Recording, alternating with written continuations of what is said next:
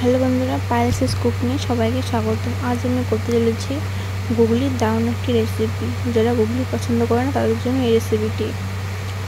এখানে দেখুন আমরা পুকুর থেকে গুগলিগুলো এনেছি। এরপরে এভাবে গুগলিটা ছেঁচে নিয়ে এভাবে একটা একটা করে আমরা বেছে নিচ্ছি। এখানে দেখুন সবাই এভাবে একটা একটা করে গুগলি বেছে নিচ্ছে। অনেকে গরম জলে গুগলিগুলো সেদ্ধ করে পরিষ্কার করে, কিন্তু আমরা এভাবে পরিষ্কার করে নিচ্ছি।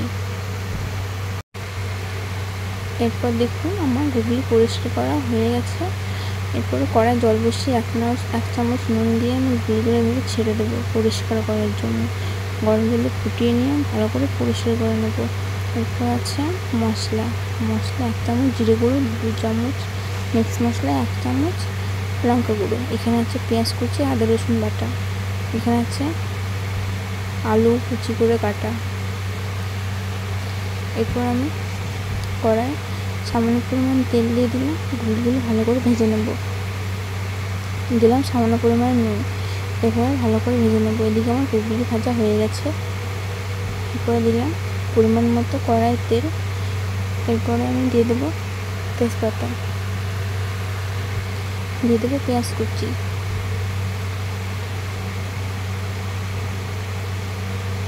এরপরে পেঁয়াজগুলো আমি ভালো করে ভেজে নেব। এদিকে দেখুন আমার পেঁয়াজগুলো ভাজা হয়ে গেছে।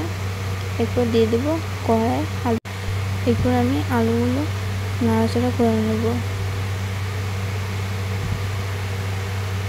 এরপর দিয়ে দেবো আমি হলুদ গুঁড়ো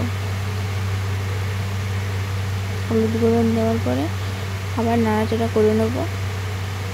নাড়াচাড়া করে নেওয়ার পর দেবো পরিমাণ মতো নুন দেওয়ার পর আবার ভালো করে নাড়াচাড়া করে নেব।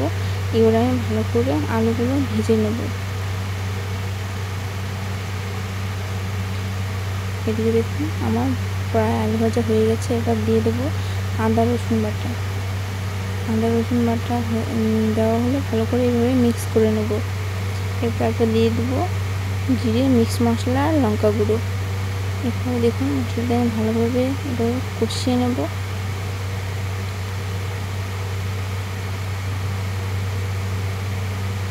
কষিয়ে নেওয়ার পর দেবো ভেজে রাখা গুগলিগুলো। দেওয়ার পরে আবার ভালো করে নাড়াচাড়া করে নেব। নাড়াচাড়া করে নেওয়ার পরে দেবো পরিমাণ মতো জল। এরপর নাড়াচাড়া করার পরে কিছুক্ষণের মধ্যে দেবো ঢেকে। ঢাকনা খুলে দেখবো আমার গুগলি এবং আলু সেদ্ধ হয়ে গেছে। আমার রান্নাটা হয়ে গেছে। এরপর দিয়ে দেবো গরম মশলা গুঁড়ো। নেব একটা পাত্রে তুলে। দেখুন আমার গুগলি রেসিপি রেডি। আমার এই রেসিপিটি যদি ভালো লেগে থাকে অবশ্যই আমার চ্যানেলটি সাবস্ক্রাইব করে দেবেন, লাইক কমেন্ট শেয়ার করে দেবেন। আজকের মতো এতটুকু। দেখা হচ্ছে আবার নতুন কোনো রেসিপি নিয়ে। সবাই ভালো থাকবেন, সুস্থ থাকবেন।